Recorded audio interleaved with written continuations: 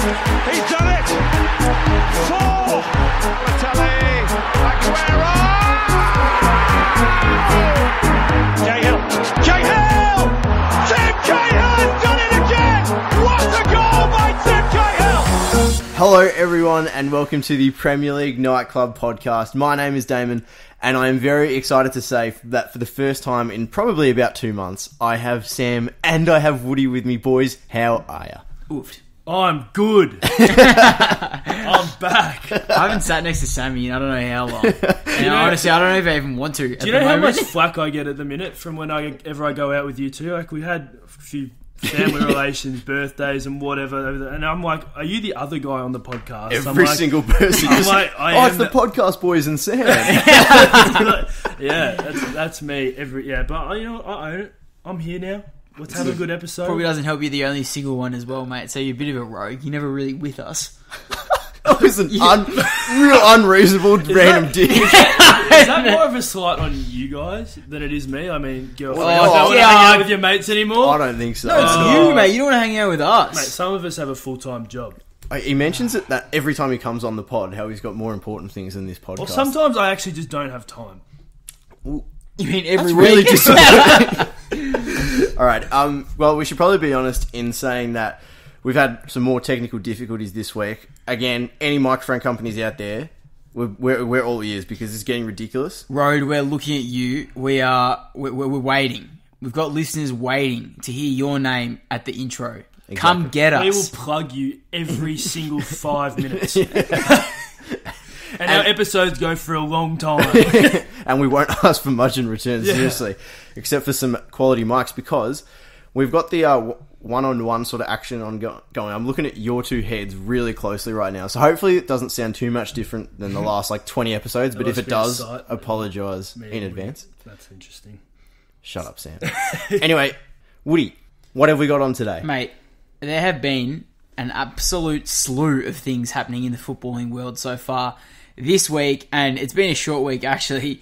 Firstly, our boy, Daniel Sturridge, FIFA legend. Absolute FIFA legend, mate. Meme deliverer. Now you're talking my language. He has been banned from worldwide football until June because the FA have decided to reopen his case, and they won in what was a betting scandal involving Daniel Sturridge, and he told his brother or a relation, I think it might have been a cousin, to bet on somewhere that he was going to get transferred to. Yeah.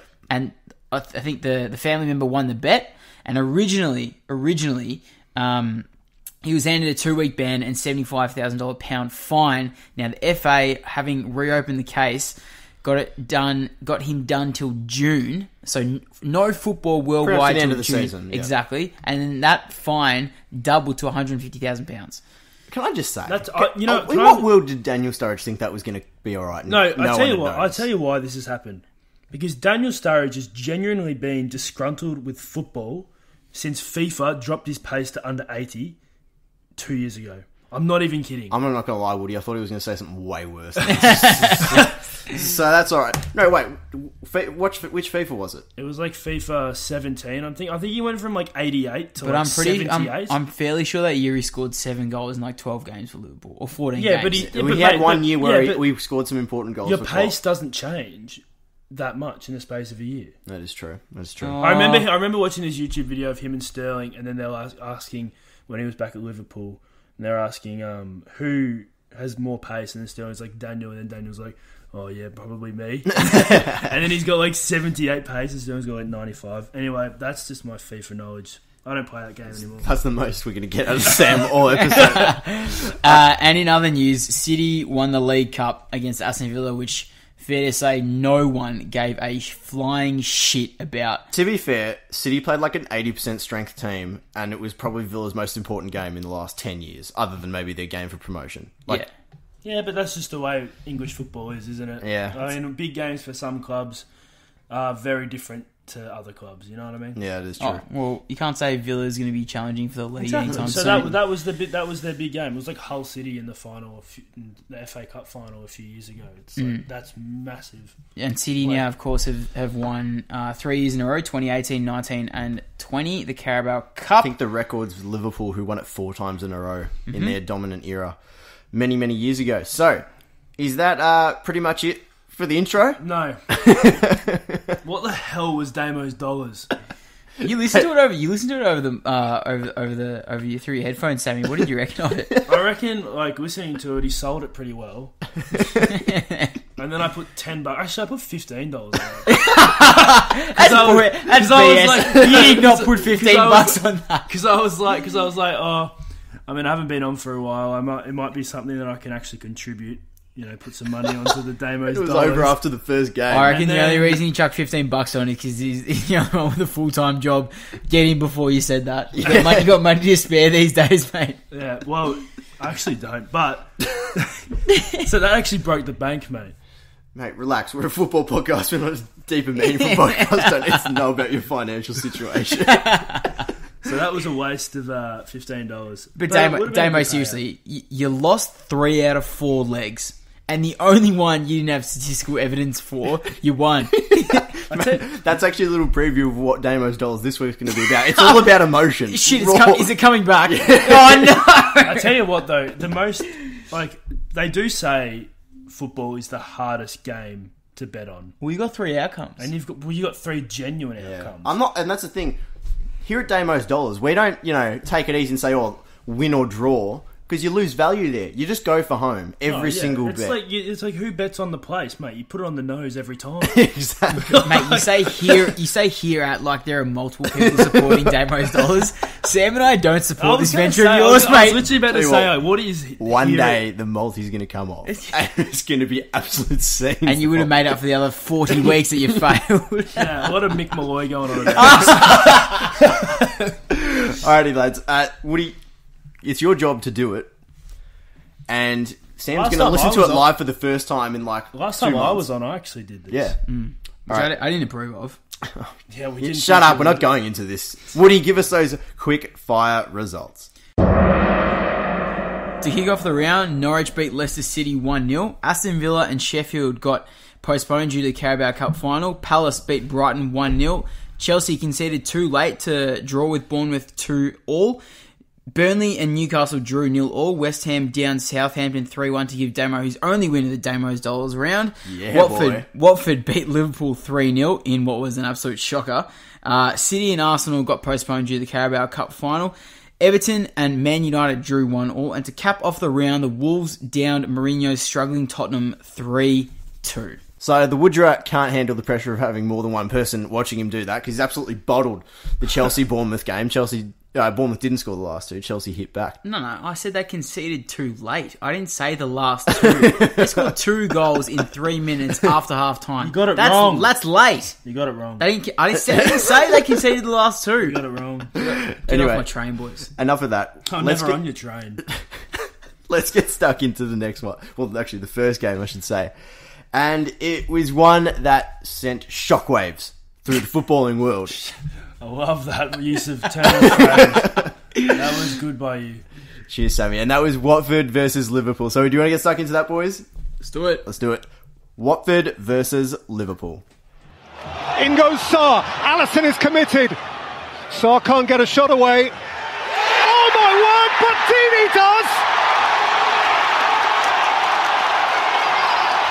And he is loving that! Absolute scenes from Troy Deeney and the boys. It was a performance that some might say was coming from a Liverpool perspective, but this one it's hard to analyse because it's like second bottom versus bottom, and you two stop bloody laughing at other shit and concentrate.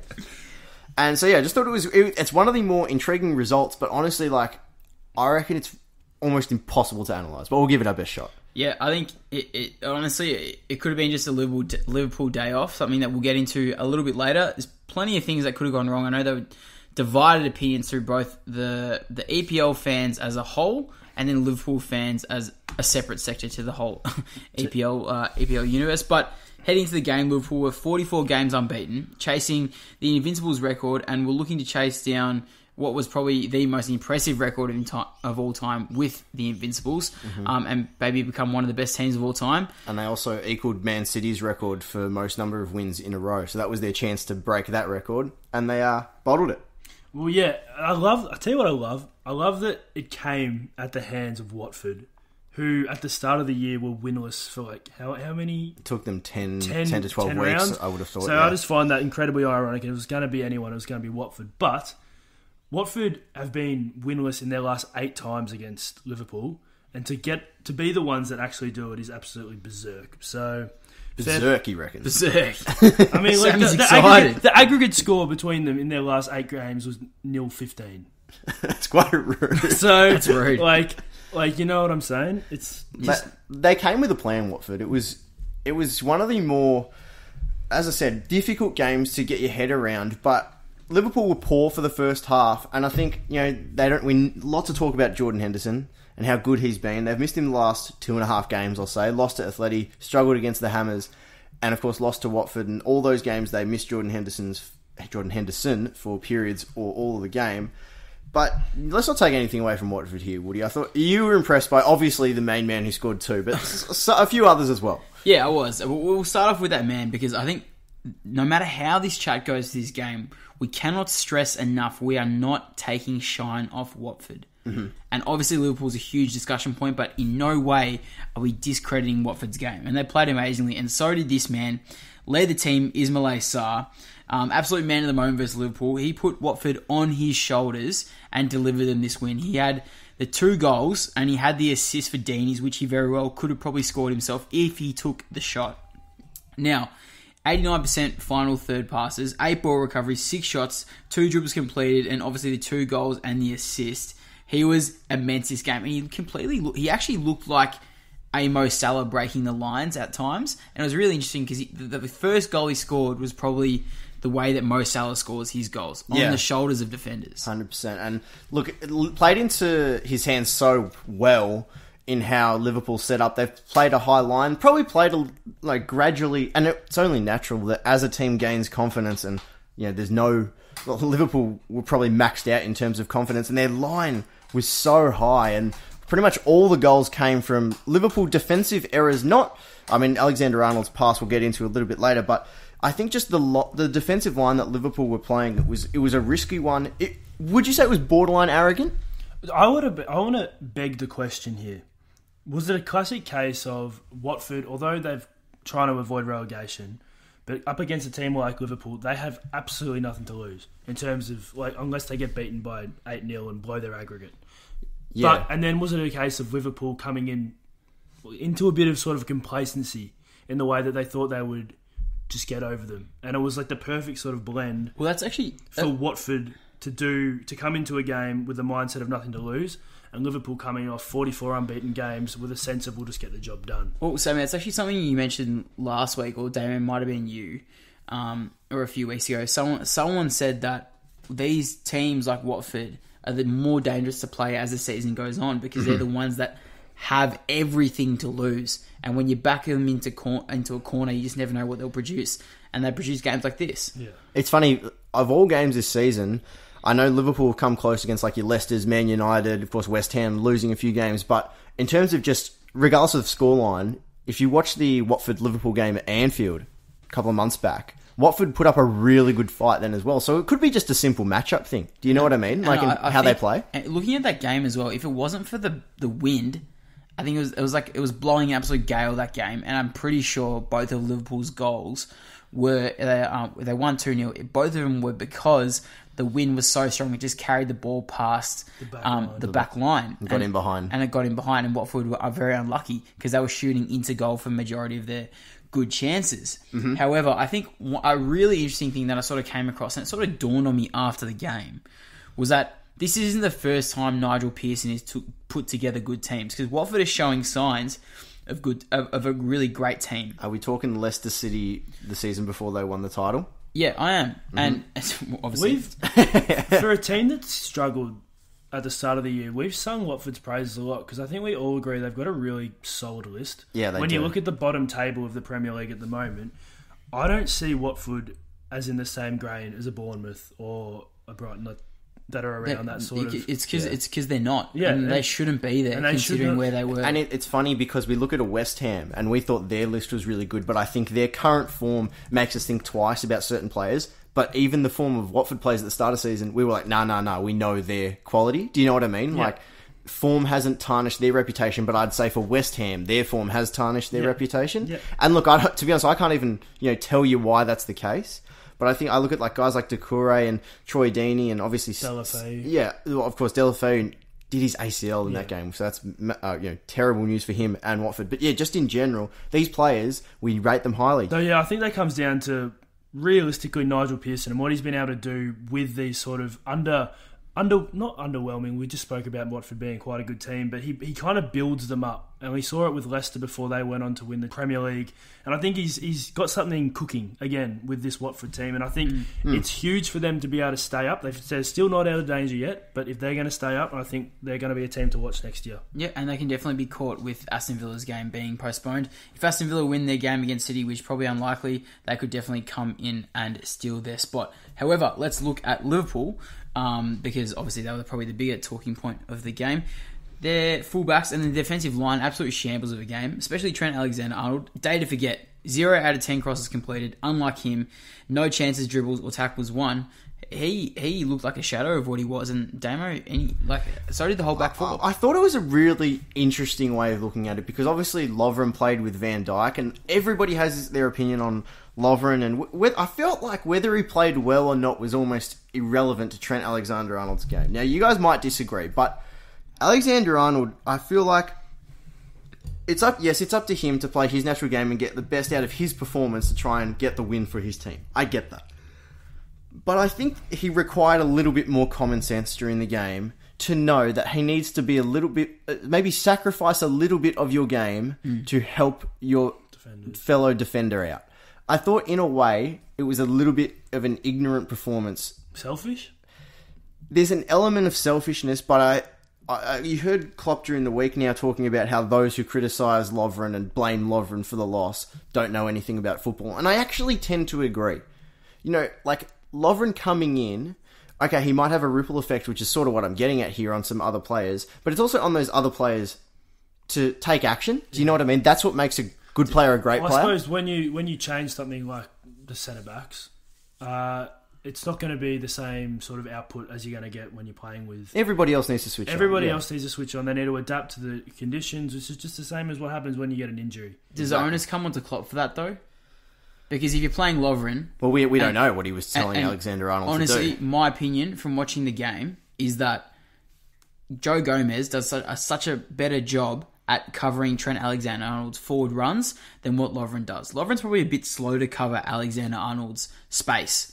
And that's what Watford did. They sat in that space and forced Liverpool to sort of force Trent Alexander-Arnold to defend. They made him accountable because they sat in the space. They made him extremely accountable. And is it now a point where Liverpool's tactics are the same? Let's say they're not playing glamorous games and haven't been for a majority of the season. Now, are teams changing? You think Liverpool haven't been playing attractive football for the No. majority of the season? I'm saying glamorous. I'm saying the passes are there, whatnot, but the way they set up, it's predominantly the same. I can't think of a game this season where they haven't set up in a 4-3-3 and played on their shoulders and played Trent Alexander and Robertson pushing forward. I can't pick out a game. Okay. But then looking at that, do you think nothing to take the shine off Watford, but do you think now Liverpool is starting to fatigue and and teams are starting to change the way they set up against Liverpool so they can sit in this space? I think the game against Atletico, there is no way Premier League clubs weren't watching and having a look at how Atleti did it. But fatigue, there is obviously going to be an element of that. Liverpool have played a heap of games. They've travelled heaps, of course, with some random European competitions as well that they had to go to throughout December. With 3 games in 10 days as well. Yeah, there is obviously an element of fatigue, but I just think it was. I'm in the boat of it was honestly just one of those days off for Liverpool. They just switched off, and there's only one team in history that's ever not done it. So I don't really think Liverpool fans will be disappointed. Yes, stressed about it. No, that's just my view. Sam, do you have a differing opinion? In terms of Liverpool, sort of people lining up differently against them. Yeah, do you think Liverpool lost it, or do you think? I think Watford set up differently and got the job I think done? the team, as Liverpool, performed very poorly, and I don't think that the tactics were that accountable for that in a way, because like they don't, like as we mentioned, like Lovren probably should have been covered a bit more than he was, but he was still poor. Van Dijk was asleep, especially for that second goal. Yeah, and like I just, as you guys have mentioned, the back line didn't function the way it normally would have, and that can come down to the tactics of Watford sitting in the hole and whatnot. But I think they just had a poor day, and it was bound to happen. They're human. They are human at the end of the day. I think a variety of factors. I think we're all pretty right in saying that, you know, a lot of pretty much everything that went wrong could have gone wrong. Yeah, that's going to happen. Yeah, it's one of those Once days. in 44 times. They had one shot in the first half. They had one shot on target all game. Yeah, well, there you go. It's quite phenomenal. Anyway, we could harp on it and try to figure out what the hell happened all night, but we've got to move on now to winners and losers. Oi, did someone say winners and losers? Sure did, mate.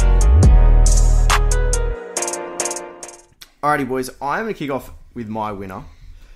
And my winner of the week is actually West Ham. Firstly, I got a soft spot for them now because they saved my Damo's dollars from getting 0 out of 4. But which is still pathetic. As I did mention in Damo's dollars, this game was simply a must-win for West Ham purely because it was the best chance they were going to have at 3 points for pretty much the space of a streak of 10 games before and after this game combined. So I think the 3-1 over Southampton leaves them out of the relegation zone just on goal difference. Look, they're still in big trouble. Not taking them out of that discussion yet, not by a long shot. But I just feel like that win was probably bigger than Watford's 3-0 win over Liverpool, purely for a mental thing for West Ham, where if they didn't win that game, where else are they going to win? Do you know what I mean? I know what you mean. The road becomes a lot more darker, doesn't it? Exactly. All right, Sammy, who is your winner? So we touched on them earlier, but it's Manchester City. Can't really. I know you said no one gives it a poo, but like they won the Carabao Cup for the 3rd time in a row, and although they're not like 99.95% sure they're not going to get the chocolates in the Premier League this year, it's still an outstanding achievement to win 3 times in a row, and it kind of just proves sort of the Man City sort of era over the past half decade. I think it's 9 out of the last 10 domestic English trophies Manchester City have won. That's phenomenal. It's an era. Like I'd say 100%. The last 5 years has been Man City, and well done to them. Yeah, cool. All right, Woody, who have you got? My winner this week is the Canaries. Has to be the Canaries. I don't know how it's not been mentioned yet. The Pookie train? Oh no, it wasn't. No, the Pookie party is definitely not on. It hasn't been on. The season is hanging by a thread, but they got the job done. I know, they got the Chockies against Leicester. It was 1-0, and now, I'll tell you what, their relegation battle is probably still looking pretty shit. I'm not going to lie, but they're 4 points off Villa, who, depending on how they go in their rescheduled game, could definitely jump out of the relegation zone. However, that probably leaves them about 6 points clear, plus a rude goal difference of probably 10 goals outside of the bottom 3. Well, sorry, inside the bottom 3. So now I feel as if with their games coming up, they have to get wins. Unless it was a start. And like we said, Damo, they need to get more dangerous as the season goes on. Coming up? Mate, let's quickly have a quick look. Sheffield, right, they got the which Blades. Is actually hard. Yeah. They got Southampton, Everton, and Arsenal. So they're in big trouble. They're in some strife, mate. Strife. All right, my loser of the week is none other than David De Gea. He had an absolute mare for the first couple of minutes. Look, to be fair to him, he made some pretty good saves after that and bounced back well. But the reason he's my loser is just for putting a Man United side in that position in the first place. I spoke about last week Man United's real poor form at Goodison Park and how they'd only won 2 of their last 7. Now it's 2 of their last 8.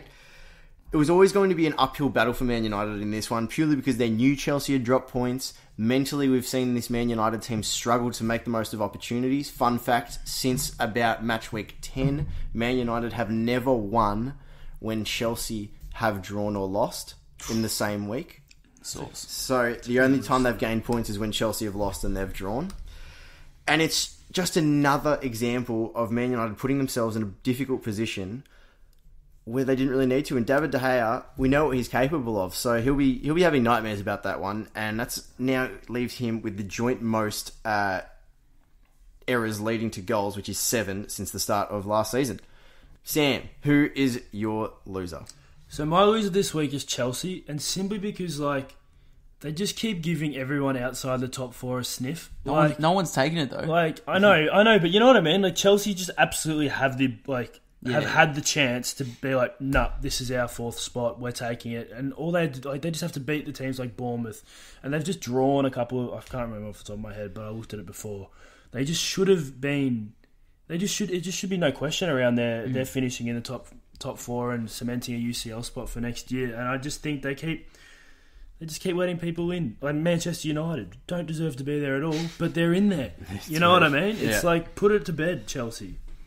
Woody, who you got? All right, my one, I have to go steer back to the Everton-Man United game, and my loser is Everton, because I don't know how the bloody hell they were denied a winner in the 93rd minute, which was what VAR deemed offside through affecting the play. I thought it was extremely harsh, because if De Gea hadn't been wrong-footed, then I feel as if the goal would have been given. Because if he had dived, it would have seemed like Richarlison didn't get in the way of the ball going into goal.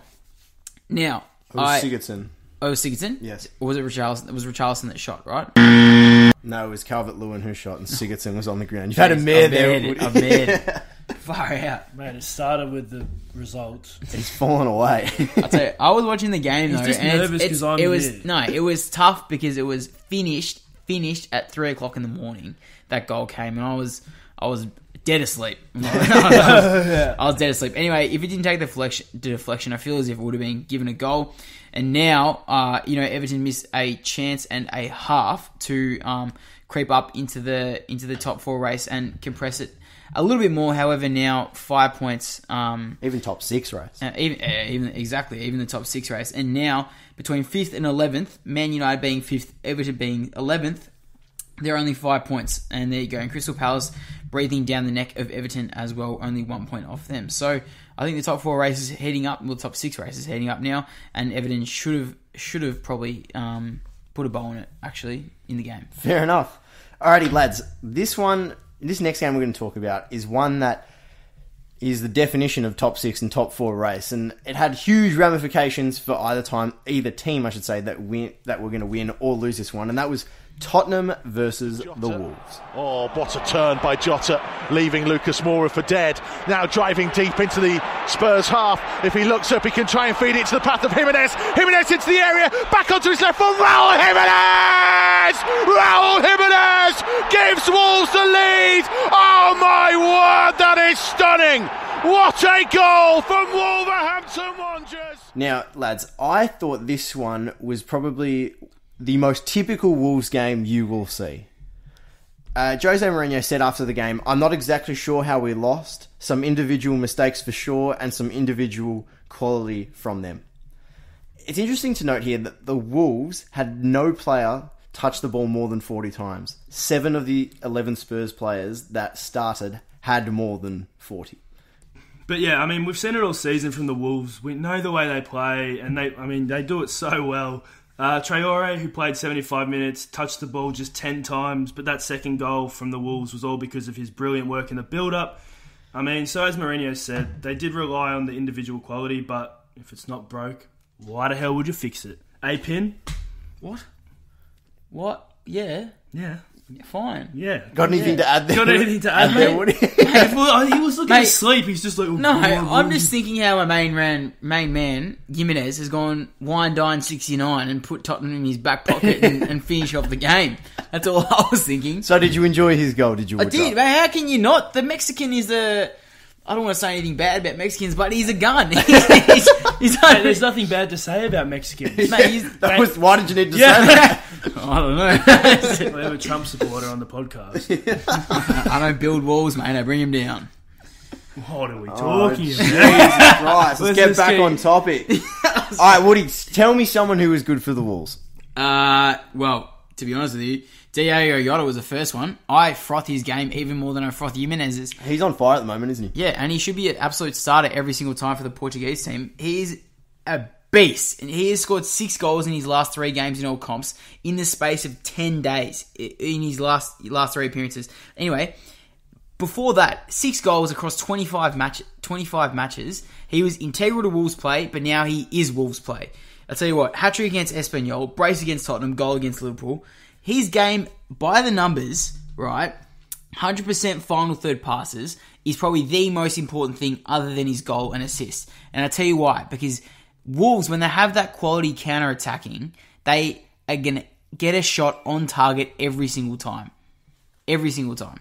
They're one of the few teams in the league that tend to, I'm not going to say make the most of every single chance. But They're efficient. Yeah. They're efficient. They are incredibly efficient, and they make breaking teams apart look so simple compared to some other clubs. I mean, Wolves and Sheffield, you'd have to say, are very, very similar in the way they play, and they're getting very, very similar results. But on the other hand, Tottenham disappoint again, and this is the third week in a row we've spoken about Spurs, and it's the third week in a row they've lost, as I just said. So it's hard to dissect this Tottenham team purely because we're just going to be repeating ourselves. But one thing that I really, really did not like, now, there's a lot of talk about Mourinho when he first came, that he was a new person and that he had a smile on his face. But the old Mourinho is starting to show. And I'm not going to judge the guy until he gets a transfer window and he gets to make this a Mourinho team. But Grumpy Guts Mourinho benches his best players. This is pretty much exactly what I'm getting at. Because why was Tanganga playing at centre-back when Vertonghen and Alderweireld were on the bench? Is this Pogba all over again? I have no idea. But to be honest, like, the poor kid's 20 years old. He'd only ever played at centre-back a couple of times for the under-23s at Tottenham. He got murdered by Jota and Jimenez. And it's just going to kill the kid's confidence. He only won half his duels, was at fault for the first goal, made one successful tackle all day, and got substituted in about the 70th minute. I just thought that was the reason. That's the reason alone people don't like Mourinho for his on-field stuff. Like, he can talk all he wants in the interviews, but it's just putting these young players, and not always young, but in this case, young players into these positions of vulnerability when they don't deserve it. It's nonsensical. It doesn't, because it does. It's nonsensical when you look at it as a fan. I mean, that's a big word from you, Sammy. And you see the. Do you know what that means? Nonsensical, yeah, it describes you very well. Just a little muppet. Can we get back on the topic? Mate, I was just trying to have a nice conversation, and then he's just gone to... Anyway, we'll move on. But I wanted to... Yeah, it's just... Mum! It's nonsensical because of the fact that fans don't understand it. This guy's confidence is going to be killed, and Mourinho looks like an idiot. Like, whatever, it could have been a masterstroke, but it just doesn't make... I think... is this another case of Mourinho potentially scapegoating players? Yeah. I more see it as a message to the owners and the board to claim this is the best team I can put out on the park and I need more defenders and players. That's rubbish, though. It is rubbish. It's rubbish. Vertonghen and Alderweireld will get a game in probably 75% of teams in the league. Is it a depth cry? Is it It can't be. They have depth at back except for right back. They don't have depth up top now because of injuries. They've got depth at back. They have two quality, probably not world class anymore, but seriously above average centre backs who get games for their national teams. Sitting on the bench, and they've got a 20-year-old filling in the spot. You can't tell me they're lacking depth at the back now. I thought it was a poor choice from Jose. I didn't like it at all. Yeah. I agree, and I think it's going to be, I hate to say it, but this could be another Mourinho situation where he runs kids into the ground, and then he blames the lack of depth, and he blames the lack of funds, and he blames the board, and he blames everyone else. And it's never his fault. Yeah, exactly. And it never is his fault. The thing that gets me now, though, is that Wolves were the only team in the top half of the Premier League table to get the win on the weekend. So does that genuinely mean that they should be the favourites to get that top 4 spot? No. How? I don't think that's the reason they should be favourite. But if you look at their run home, they're going to make a title charge the way they're playing. Listen to who they're playing. Brighton, West Ham, Bournemouth, Villa. That's the bottom 4 out of 5 pretty much. Then Arsenal, Sheffield, Everton, Burnley, Palace, Chelsea. That Chelsea game on the last game of the season, massive. That could straight up be winner goes fourth. I know it's not either of these two teams, but... They'll be third by that point, mate. By the time they get to Chelsea. Guys, calm down. I'm talking. Is it rude to suggest that Leicester are in danger of dropping out? They are 5 points ahead of Chelsea. I think if Man United beat Everton last weekend, it would have looked a lot worse for Leicester because that means they would have been 6 points safe. And their run home isn't exactly simple. They play tricky teams. And they play Man United on the final day of the season. That final day is going to be huge. And they play Everton next week. How good? Everton going to want to do something. No, Chelsea play Everton. How good would it be? I mean, I know we're United supporters, but how good would it be to have a top 4 with Leicester and the Wolves in it? Like, when's the last time that's happened? Probably never. Never. Well, like last time it'd be a big slap in the face to a lot of clubs. It would be a huge slap in the face, but it'd be hilarious at the same time. It would be. Anyway, lads, I know we probably didn't go in depth into that one, but I think the ramifications were way more important than the actual game itself. Completely. In this. So, are we ready to get stuck into the one and only Damo's dollars? No. I don't think anyone wants to lose any more money. I know I don't. I'm putting 20 on this one. Yeah, damn bloody straight, Sammy. You are going to want to put $20 on this one because this is the best one yet. Guaranteed. Put your house on it. It's home. There's a 50-50 chance it's the best one yet. It is time for Damo's dollars. Show me the money.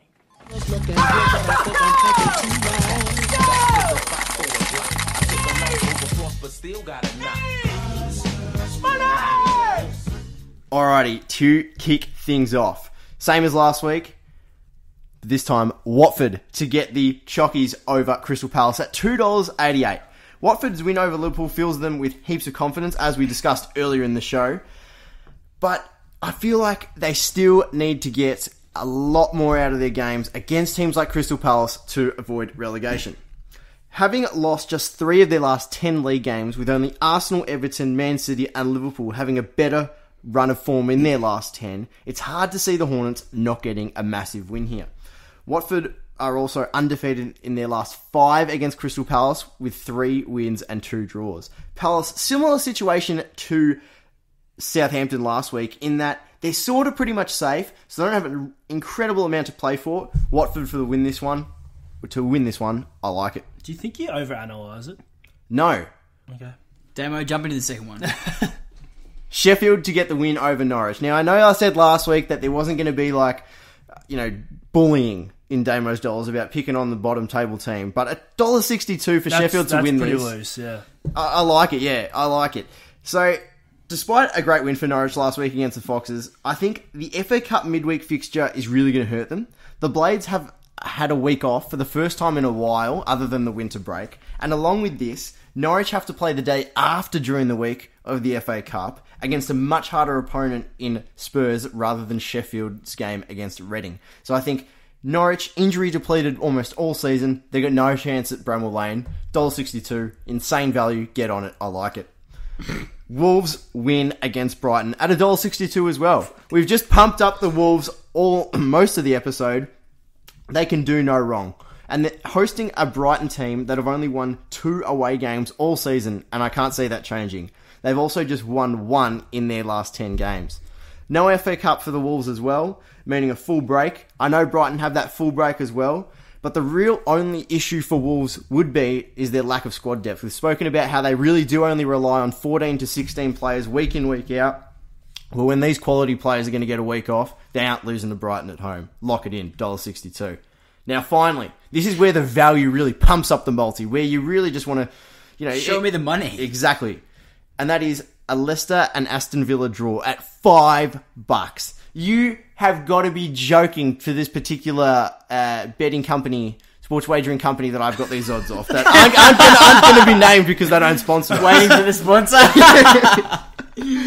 A 1-1 draw at the King Power Stadium in the League Cup semi-final last time these two guys played. And also Villa won at Villa Park 2-1 in the second leg. Foxes have lost 5 out of their last 10. Worst form they've been in all season. Fresh from a loss to bottom place Norwich. This is one that's a little bit risky, I will admit it. But at $5, what it does for our return is just, it cannot be missed. It cannot be passed on. So you lock that in. I like it very much. Odds of $37.79. So if you put $10 on it, you are guaranteed to get $377 back. Show me the money. Show me the money. I'm actually putting $20 on that. You've convinced me. Can I just say, Damo, you've gone for 3 probably guarantees in a smoky. Yeah, which is Well, I feel like that's a good model. But mate, it's $37. Sammy's on board. That's $700 to me. Lock it in. Lock it in, Eddie. Oh, this is going to be massive. Oh, I was riding the wave last weekend after, until the first game finished in the multi, because then we were out. But I reckon this week it's looking nice. I reckon you should have gone with no statistical evidence for any of them. Yeah, like I did for the West Ham one. Yeah, because then you would have 4 legs that actually win. Maybe it'll get to the point where I'll just be like, Everton to win because I feel like it. And then we'll nail the multi. That's probably what's going to happen. I'm going to Damo's dollars my way to a Ferrari. It's happening. I'm telling you, by the end of the season, we're going to have like a cult following. Let's do it. It's going to be insane. I reckon more importantly, what are we going to do with this money? Hypothetical question here, boys. If we stick as a pod, and then it goes back into the podcast bank account. If we put, let's say, $100 wins, we get $3,770, right? Put that on the next one. We're ripping 90 grand. If we're doing it, keep doubling your winnings. Let's hypothetically say we'll do it 3 weeks in a row. Come the third week, we've won $1.7 million. What are we doing with one? No, hold up. What are we doing with $1.7 million? We go to Crown and we put it on red. No. And then we have even more, and then we buy each of each other. Do you know, I've actually been looking at this. The corporate boxes inside Premier League soccer stadiums, they're actually not that expensive. How much are they? For a whole season, you're probably looking at like 20 grand. Dude, we could buy one and then rent it out as the Premier League Nightclub box. Yeah, no, we record pods in it during the week, and then we host like parties in it every weekend. Yeah. Which stadium though? Yeah, no. Old Trafford? Nah. I'm talking like Bramwell Lane. Yeah, Bramwell Lane. We go to Bramwell Lane. Maybe Carrow Road. Carrow Road. No, mate, you reckon? The King Power would be pretty sick as well. That'd be lit. That'd be lit. Anyway, now we're just talking absolute rubbish. We should probably wrap this pod up because, it's been a long day with the microphones yet again. There's going to be lots of work done over the weekend to get this right so that we can, be on the ball straight away. So, boys, if they want to find us on the socials, where can they hit us? You hit us on Insta at Premier League Nightclub. And Sammy, where can they find us on Twitter? At EPL Nightclub. No, at PL Nightclub. So, Damon, let's run it again. You can catch us on Insta at Premier League Nightclub. And we're on the Twitter, Sammy. At PL Nightclub. And you can just search us on Facebook and we will be there. Of course, subscribe, follow wherever you listen to us on. We post every single week and, we like to think we're good. So, Woody, do you want to thank everyone? Thank you, everyone, for having a boogie at the nightclub. I hope you had a special one. Drinks on us. See ya. Drinks aren't on us. See ya.